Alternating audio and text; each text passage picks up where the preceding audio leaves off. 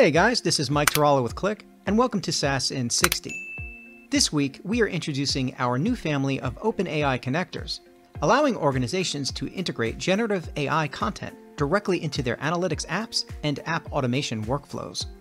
Users can now utilize our new real-time OpenAI analytics connector to embed generative AI content within their analytics apps for natural language context and insights, synthesizing data for supplemental analysis, and asking questions using data from Qlik, allowing direct engine-level data exchange as the user clicks.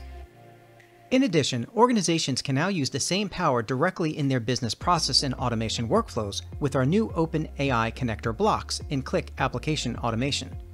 The new Qlik Application Automation OpenAI connector blocks can be configured to send questions that return results and write back into business processes and/or source systems. These connectors support a variety of use cases such as data ops, sales, marketing, and many more. For more information on the Analytics Connector, please see our companion videos. And that is your SaaS in 60. To watch more in 60, check out the SaaS in 60 playlist in our YouTube channel, and be sure to visit the Qlik Learning portal at learning.qlik.com, your one-stop shop for all your learning needs.